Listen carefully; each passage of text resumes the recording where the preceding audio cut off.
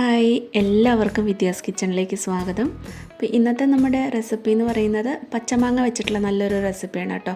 നല്ല ടേസ്റ്റ് ആയിട്ടുള്ളൊരു റെസിപ്പിയാണ്. നമുക്ക് ചോറിനൊക്കെ കഴിക്കാൻ പറ്റുന്ന ഒരു റെസിപ്പിയാണ് കേട്ടോ. തീർച്ചയായിട്ടും എല്ലാവരും ഒന്ന് ട്രൈ ചെയ്ത് നോക്കൂ. അപ്പോൾ നമുക്ക് റെസിപ്പിയിലോട്ട് പോവാം. അപ്പോൾ അതിന് വേണ്ടിയിട്ട് ഞാൻ ഈ ഒരു സൈസിലുള്ള പച്ചമാങ്ങയാണ് കേട്ടോ എടുത്തിട്ടുള്ളത്. ഒരുപാട് പുളിയുള്ളതും വേണ്ട, ഒട്ടും പുളിയില്ലാത്ത മാങ്ങയും വേണ്ട. ഇടത്തരം പുളിയുള്ള മാങ്ങ അതിന് വേണ്ടിയിട്ട് എടുക്കുക.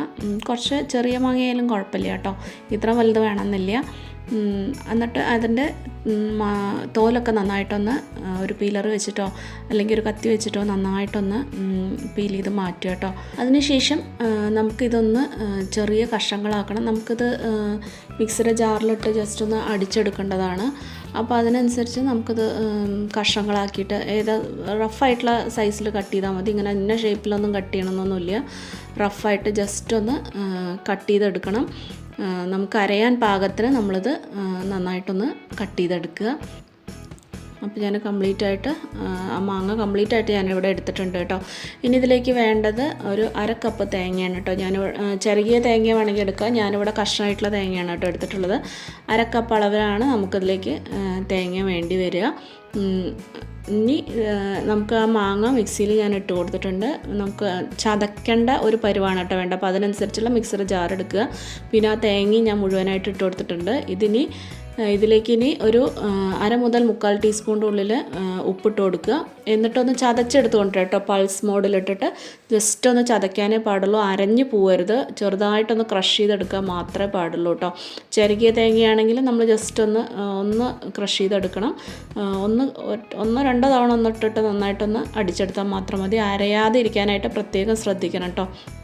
അപ്പോൾ ഞാനിവിടെ ഒന്ന് ചതച്ചെടുത്ത് കൊണ്ടുവന്നിട്ടുണ്ട്, ചെറുതായിട്ടൊന്ന് ചതച്ച് കൊണ്ടുവന്നിട്ടുണ്ട്. ഇനി ഇതിലേക്ക് വേണ്ടത് ഒരു കഷ്ണം ഇഞ്ചിയും അതുപോലെ ഒരു 6-7 വെളുത്തുള്ളിയാണ് കേട്ടോ വേണ്ടത്. അപ്പോൾ അത് ചെറിയ കഷ്ണങ്ങൾ ചെറുതായിട്ട് നന്നായിട്ട് അരിഞ്ഞ് വെക്കുക.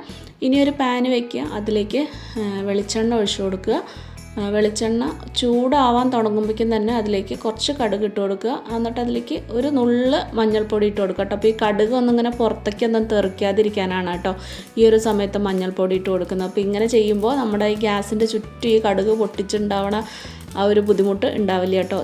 ട്രൈ ചെയ്യാത്തവരുണ്ടെന്നുണ്ടെങ്കിൽ തീർച്ചയായിട്ടും ഇതുപോലെ ഒന്ന് ട്രൈ ചെയ്ത് നോക്കൂ കേട്ടോ. ഇങ്ങനെ പൊട്ടി ചുറ്റും ആവുമൊന്നുമില്ല ഇങ്ങനെ ചെയ്യുമ്പോൾ.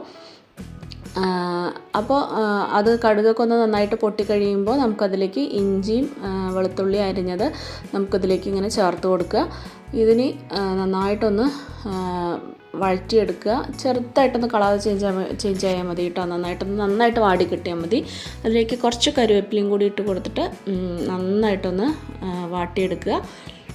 അപ്പോൾ ഇതിൻ്റെ കളറൊക്കെ ജസ്റ്റ് ഒന്ന് ചേഞ്ചായി തുടങ്ങിയിട്ടുണ്ട്. ഈ ഒരു സമയത്ത് നമ്മൾ ചതച്ച് വെച്ചിട്ടുണ്ടായിരുന്ന ആ മാങ്ങയും തേങ്ങയുടെ ആ കൂട്ടില്ലേ അതങ്ങോട്ട് ഇട്ട് കൊടുക്കുക. ഇനി നന്നായിട്ടൊന്ന് വഴറ്റിയെടുക്കണം. ഇതിങ്ങനെ നല്ലോണം നമുക്ക് എത്രത്തോളം ഡ്രൈ ആക്കാൻ പറ്റുന്നോ ആ ഒരു രീതിയിൽ നമ്മളിത് നല്ലപോലെ ഡ്രൈ ആക്കി എടുക്കണം. അതിൻ്റെ വെള്ളത്തിൻ്റെ അംശമൊക്കെ പൂർണ്ണമായിട്ടും മാറ്റി നമുക്ക് നന്നായിട്ട് ഇത് ഡ്രൈ ആക്കി എടുക്കണം കേട്ടോ. അപ്പോഴാണ് അതിൻ്റെ ഒരു ടേസ്റ്റ് എന്ന് പറയണത്. അപ്പോൾ പരമാവധി നമ്മളിത് അങ്ങനെ ലോ ഫ്ലെയിമിലോ അല്ലെങ്കിൽ മീഡിയത്തിലോ വെച്ചിട്ട് ഇങ്ങനെ ഡ്രൈ ആക്കി എടുക്കുക.